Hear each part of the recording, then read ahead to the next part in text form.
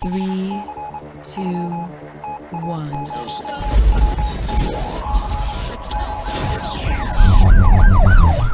We'd like to welcome you to another edition of GrokTALK, brought to you by New Hampshire's leading conservative blog site, GrokTALK.com. We are your feared, extremist, right-wing, hard-charging, gun-toting, opinionated, outspoken, rabble-rousing, letter-writing, radio microphone stomping conservatives and rational libertarians. So get ready for more news and opinion you could only get from GrokTALK.com. And it is news and opinion you could only get from GrokTALK.com. Welcome back. I'm Steve McDonald here with Skip Murphy, Mike Rogers, Kirk McNeil, and Kevin Bloom. And we are today, let me turn that on for you. We are GrokTALK. GrokTALK's a constantly changing sphere of people around a table having a conversation about whatever piques our interest. And we're still the most dangerous and best armed podcast in the nation. Especially right now, probably. Probably so. Yeah. Very much. So, it is, yeah. Come by. If you're afraid of guns, this is not the place to be. Yeah, knock first. Yeah, well, oh, I don't know. I think everybody in here is being very safe and responsible with their firearms. We are very safe and responsible with our firearms. And you can come by and we'll sit down and talk to you about guns or anything you want. Oh, but those liberals, they say, these people own a pub. There's alcohol there. Alcohol and guns don't mix. Well, I try not to mix my alcohol with my gun because it causes rust. Yeah, you ever try to stir one? You get gun oil in there. It's just horrible. It's just dumb. Anyway, it's funny. We've had all these crazy liberals coming out and saying all these crazy things. Some of them are even. Some of them are even in charge of things. And every time they say something, I'm like, oh yeah, just like Vermont. Right? Gangs are going to come up and attack citizens. Oh yeah, just like Vermont. We're going to have shootouts. Oh yeah, just like Vermont. Everybody's like, they don't have that in Vermont. I'm like, no kidding. Well, they said that the roads would be rivers of blood in Florida when they introduced looser gun laws. Yes. All the old people are still alive, and now in Illinois, and driving. Yeah, yeah, that's more of a problem than carrying the guns. Did you probably saw in the news where a gentleman who was 92 years old ran into several people, and they decided not to charge him. Man, I mean, what's he got to do? Drive up on a sidewalk and run into a pedestrian? Well, he can't even get busted for that. He's got to run over. Right? He's got to run over a woman, a black, or a Muslim, and then it's a hate crime. How about what about ducks? Ducks. You can run over 5 ducks. You kill baby ducks and nothing happens to you. No, you just get to open up a restaurant. Without a license. Wagwan, easy. You're right. That's the thing about, and you probably saw the story this morning that came up about the in the FBI Academy that one of the people that was taking instruction, it says his firearm unintentionally discharged and shot him in the leg. Was like, excuse me. So of course the gun was sorry later, and it said it'll never do it again. Yeah, but it just unintentionally discharged itself because that's how accidents. Oh, was it an accidental discharge? Some people do have problems with AD, and there's no medicine you can take. It just AD accidental discharge. It's not ED. Thank you. I'm not going there. So anyway, thank you. Please, we were talking on the break about how we were going to come back in, and this isn't it. So right, we did, and we were talking about how during the Revolution, or before the Revolution, the British would seize funds from whoever had them under the theory that you must be a smuggler. So therefore, your gains were ill-gotten. And going back even further to the witchcraft trials, your property was accused of a crime of being allied with Satan, so therefore we need your ranch. Right. So which would remove the Satanism. No doubt, it had to be ritually purified, like at a sheriff's sale with civil asset forfeiture. Right. Yes. Few people recognize how that is a ritual purification method. But it's the other thing that we were saying is that this weird presumption that because you have property, because you have cash, that you must be involved in some nefarious activity is just crazy to me. And I think it's one of those big disconnects that public employees, no matter how honorable their intentions might be, have a bit of a disconnect with people who live and operate in the real world where sometimes exchanges are cash, sometimes exchanges are barter, sometimes exchanges are services being bartered back and forth. So if you've got stuff that you can't directly account for by saying, yes, I got this paycheck with all these things taken out of it, and then it went directly into my bank account, and blah, blah, blah, blah, blah, that you must be guilty of something. We'll just accuse and of course the property. you are guilty. And sooner or later, you will be guilty of something. No one is innocent. Well, you may chuckle as you say that, Kevin, but I think more and more as we go through all the blogs that we do on a daily basis, we are starting to see that change from innocent until proven guilty only being said in the court of law. That you see with the rise of the social media, the shaming for political correctness infractions, not what I would consider real stuff. Are you cheating on your wife? Are you doing this? I mean, behaving really badly according to the traditional values that we used to have. Oh, the Democrats and progressives celebrate that kind of stuff. Well, Ayn Rand once said that really the multiplication of all the laws was because they wanted everyone to be guilty of something so that they could put you in jail when they wanted to. And even when I was a teenager, I thought that why does government so interested in buses? What's this public transportation thing? Why do we need all those buses? And I realized they just want you on the bus. They don't really care if you go anywhere. They know you're on the bus. Well, the problem is that Skip, he's on the bus. Like up in my area in the Lakes region, the Winnipesaukee bus service. I wrote a little bit of a series of posts a few years ago going into how much is this costing us and how many riders are in there, because they'd go by and I'd count the people, 1, 2. And after that came out, a couple papers picked it up. What did they do? They tinted all the windows. Wow. Yeah, so the solution to wasting money is to spend more money on tinting windows. But they now do that nationwide. Oh, yeah.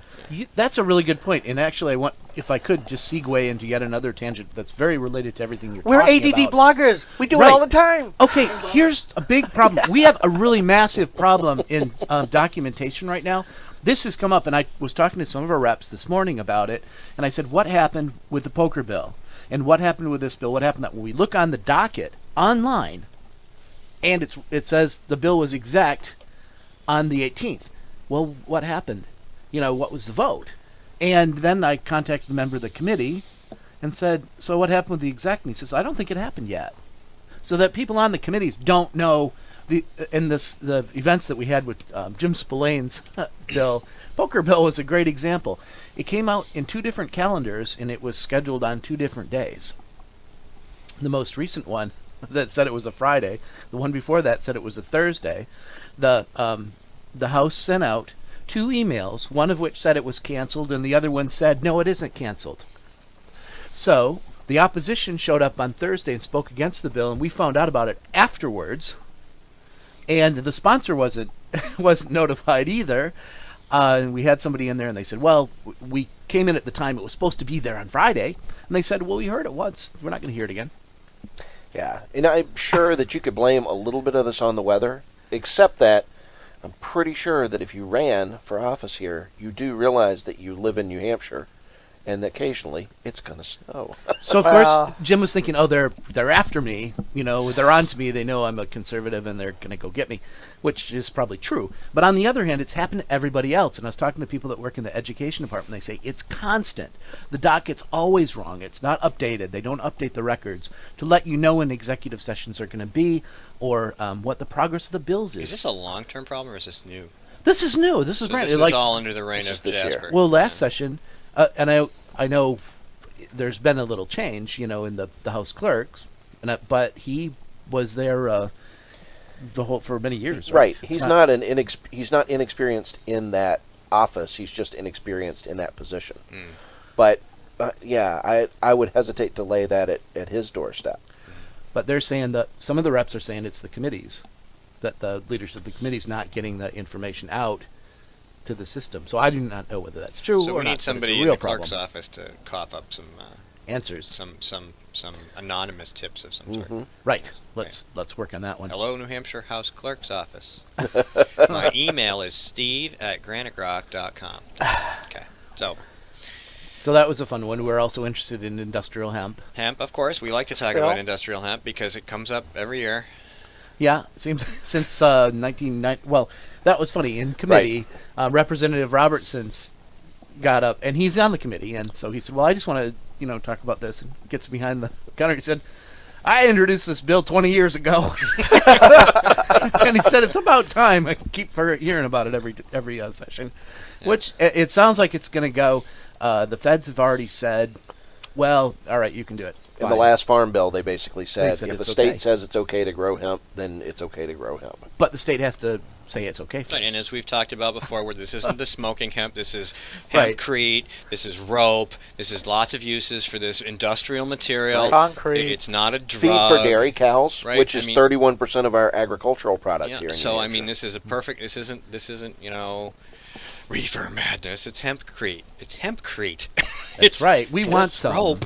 It's it's this Clothes. very useful thing that we can grow, and for you in the left, tax if that's what you're into. I mean, really, is Well, that we what we did need send- to do? We need to bribe you a little. You could tax it. Oh, I could. I should support that. Well, we there's- did send the whole committee a link to the video Hemp for Victory that was produced by the U.S. Department of Agriculture in 1942. Yeah. Hemp for victory. Not enough hemp there, but it went very well, and we had speakers on the left. Well, that's good and the because right. I mean, every year we talk about this bill or a version of this bill, and, Mm-hmm. and it's like it's not nobody's excited about it. I would say I believe the hearing went better this time around. Mm-hmm. It seemed like the folks on the committee were mostly better informed and much less adversarial than some of them have been in the past. Right, no one spoke against the bill Well, it's good. at all, which is Yeah. rare for anything. And they like didn't that. retain it. No, they didn't retain it, and they didn't limit. Yeah, they had a lot of people speaking for it. And they never said, well, we just want you to shut up after about 30 seconds or whatever. We think it's a great bill, but we don't like you, so we're going to retain it. No. Right. Yeah, I had a good time when I stood up for the hearing on HB 636. Yeah. And the chair was just saying, well, all we have now is individuals. And so I stood up and supposedly didn't have anyone who was representing a group. And then he noticed that I was standing up directly in front of him and said, oh, I see we have someone from the New Hampshire Liberty Alliance here. So, and then he said, if you watch the tape, he says, well, you have 3 minutes or less written on your card. And he said, 3 seconds is a lot shorter than 3 minutes.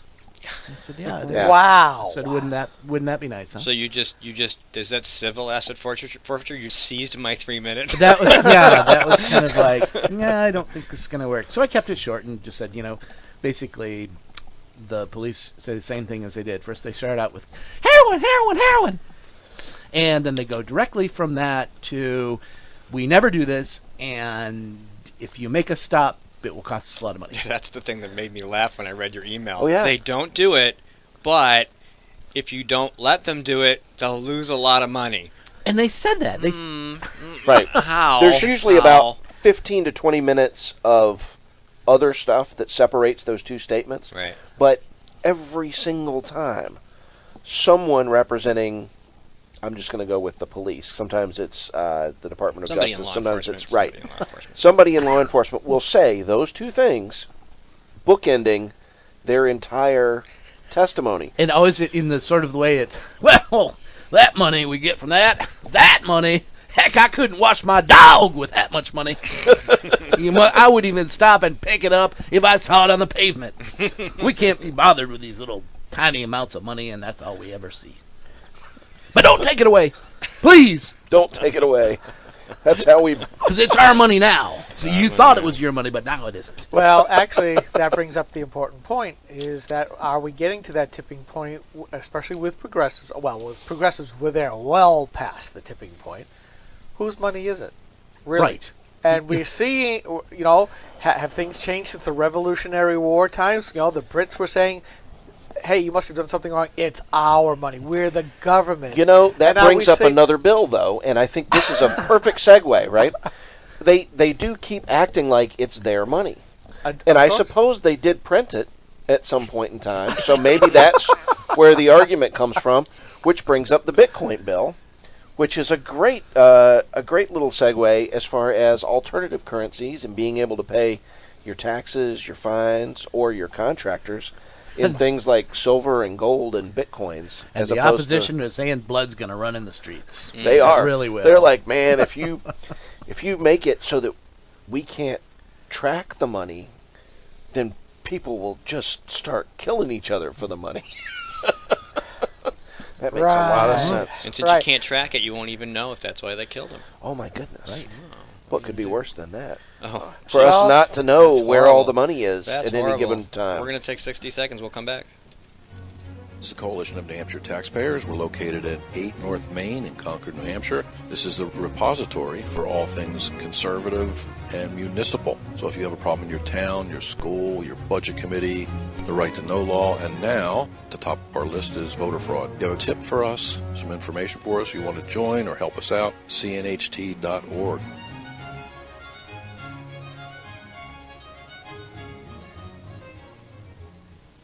Hi, this is Rich Gerard, host of Gerard at Large in the Morning, the Manchester area's only locally owned, locally operated, focused, and interested, riveting radio show, heard live every Monday through Friday from 6 to 9 on 90.7 FM WLMW New Hampshire Family Radio, and available 24/7 live or archived at gerardatlarge.com. Be sure to tune in.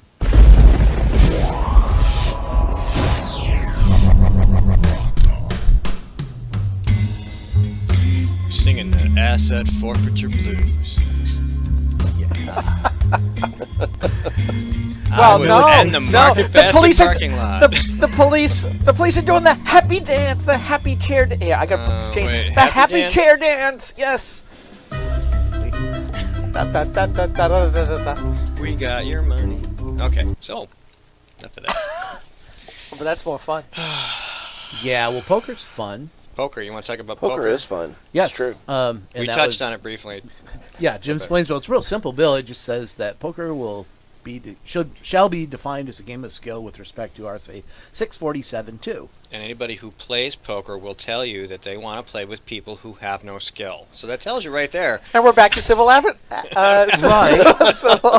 And That we is did a get- much more civil way to forfeit your assets. Yeah, look at it's a voluntary taxation. It is, it's And we'll get into tolerated. Dan McGuire's bill about video poker. I did not realize what a cool bill that was. You know that it's allowing 6 slot machines in any place that's licensed to sell alcohol, but the money is used to offset property taxes. Ooh.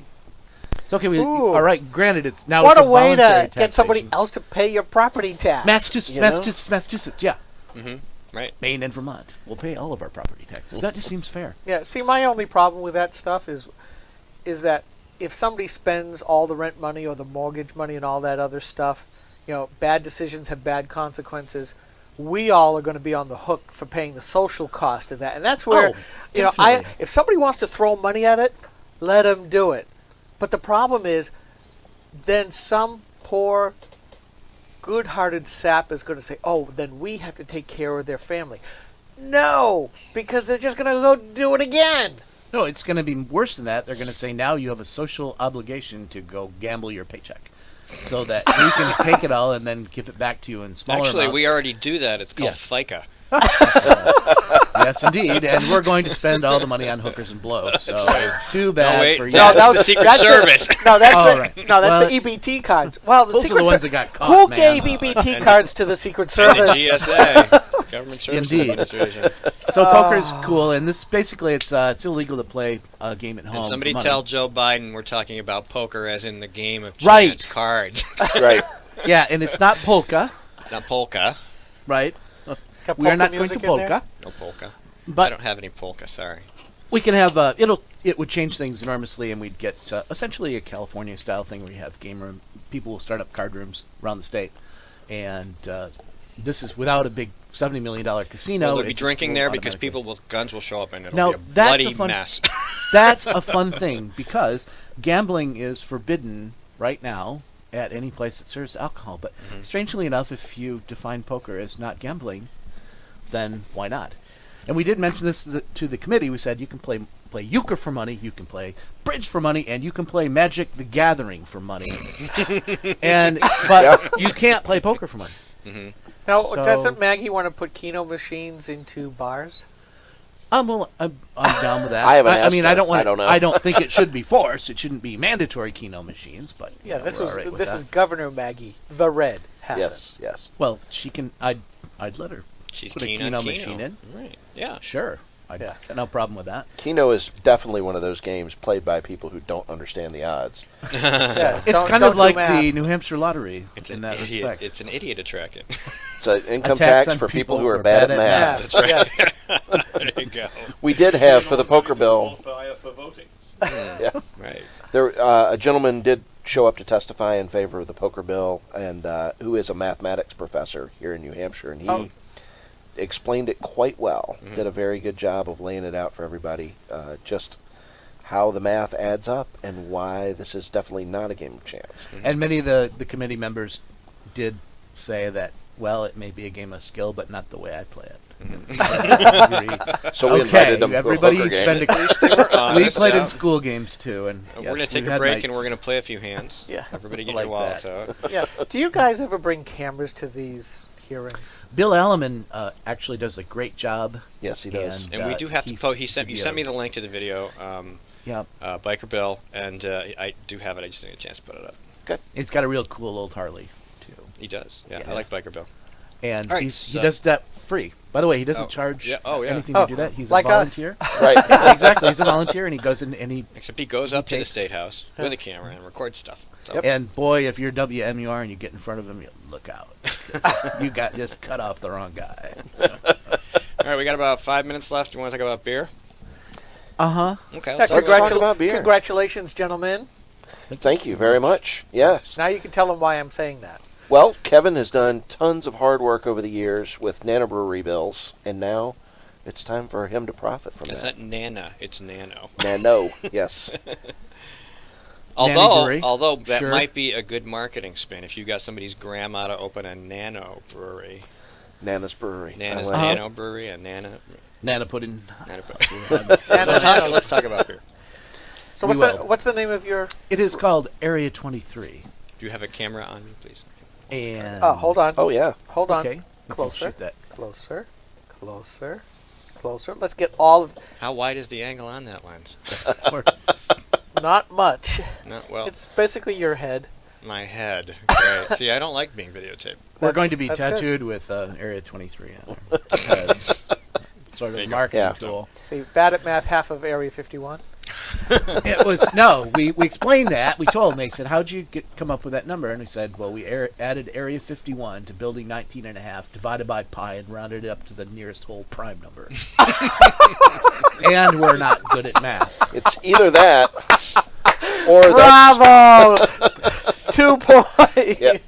It's either that or that's the number of Monty Python sketches we can do off the cuff. Oh, And then we started maybe. talking about the 23rd hexagram of the I Ching, which is very interesting, and we had to explain what the I Ching was. But it's kind of cool because the 23rd hexagram is basically it's Earth over mountain, and Yes. it indicates the I Ching was written for princes, and it's an advice book for princes, and it has hexagrams in there, either a solid line or a broken line. And so if you want to see what the number means, you look in the book and you look for that symbol of the 23, and it means essentially that it's a volcano, that it's going to blow up.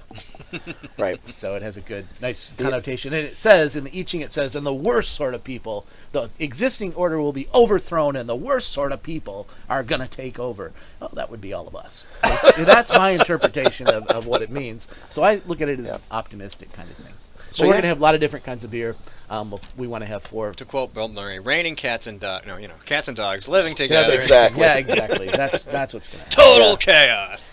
And you did say in the pre-show that you might be able to do podcasting from there. Oh, yeah. Absolutely. We've actually done a couple of podcasts from there already. We're setting up the office so that it's got, some acoustic foam and, nice table in there. Ooh. Very similar to this one. Exactly. And And it has carpet. That's so- important, we think. Probably. But yeah, we should be open in roughly a month or so. Something like And that. if anybody wants to follow the progress, they can go to Area 23 Concord on Facebook or thearea23.com. So Excellent. We have any beer bills? There's a whole bunch of beer bills, and I tried to look them up, but none of them are listed. So they've all been. It was a great committee. They've actually hearing. all been exec already, right? We don't even. Yeah, no, they have. Possibly. I'm pretty Really? sure they have been. Oh. Wow. And there are a whole lot of bills. One of them was our perpetual one that we want to have to label freedom, and it was reintroduced by Keith Murphy and kind of changed it so that it gave the Liquor Commission the authority to decide whether a baby eating oatmeal is really a danger to the body public or not. The bill that I introduced a couple years ago was it takes all authority for censorship away from the state whatsoever. But he made it softer, and then Liquor Commission said we don't want the authority to make that decision. Now, yeah, that's what my eyes look like too. It's like, huh? Really? Since and he's when? like, no, we want a clear line, so you tell us what to do. We don't want to make these decisions. That's work. I didn't say that last bit. No, but so then we could have Founders Breakfast Out, and it really is only applied to beer. If you look, there's all kinds of liquor bottles and wine bottles that have children on them. Hey, and Mary, Joseph, and Jesus, right out on a beer label. Just can't, because it depicts a minor, and that's what's against the law. Crazy. What's crazy is you can't put a picture of a minor with this little headlamp on the bottle of beer, but you can sell things like adult chocolate milk at the liquor store. And Representative Gidge took one of the Founders bottles that somebody brought with him, and he drew a little mustache on the baby, and he said, okay, now is that an adult now? To the Liquor Commission, and they're like, well, that's kind of above our pay grade. It's a midget. It's a midget. He's like, but it still looks like I did try it. I said, it's a midget. It's not really a baby, and they weren't buying it. I was like, you're discriminating against the little people. I don't like it. And those of us who represent the Lollipop Guild object, You sir. tell me you have a little problem with that? Or? Yes. I just have a wee tadger of a problem with that characterization, sir. How about if you put a mustache and a goatee on the baby? Would that work? You think, and is it a baby? I don't think so, but that's just me. It's a It doll. keeps me from getting carded. It's a At least I assume useful-looking- it's the goatee. that And keeps me maybe from I getting had a carded. friend who was 17 when the drinking age was 18. Right. Way back when. And he had a full beard in high school. He never got carded. Yeah. Like, he's younger than me! There's some other bills, and one of them that was to relieve the beer selling. Actually, right now, a store that sells beer and wine is forced to carry $3,000 in groceries in inventory. Oh, that's right, yep. So we're Got trying about to get 10 rid seconds. of that. All right. Well, it looks like lots of good things will come out of commerce. We hope. I hope so. That would be a nice change, wouldn't it? Indeed. All right. Well, Kirk McNeil and Kevin Boom, thank you so much for coming in and spending some time with us. Thanks for having us. Thank you. Coming up next, Dr. Gerard Giannoli, who performs a healthcare practice without accepting any kind of insurance. It's cash for services. We're going to have him on the phone. We're going to talk about that in his Wall Street Journal article. Gentlemen, keep up the good work. Keep the emails coming so we can, keep this business on. All right, this is GrokTALK. We'll be right back.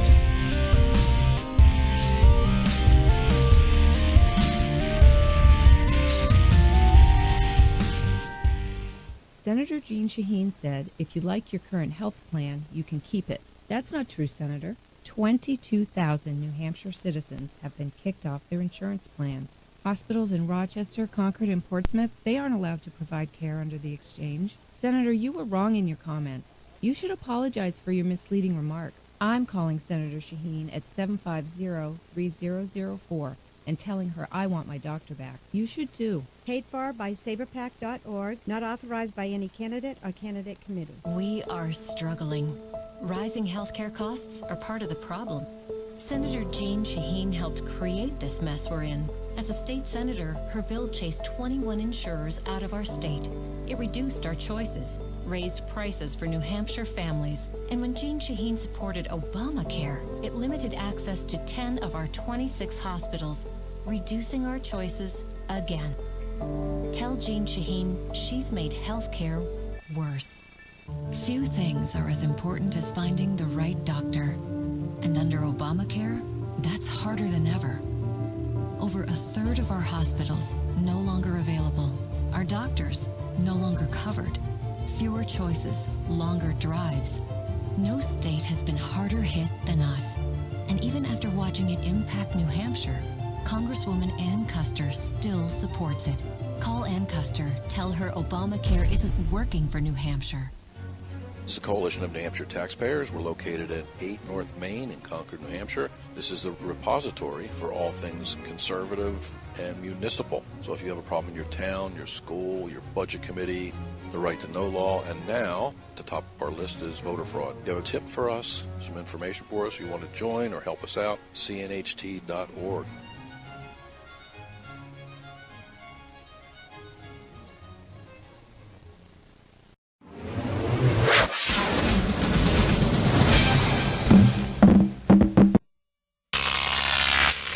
GrokTV.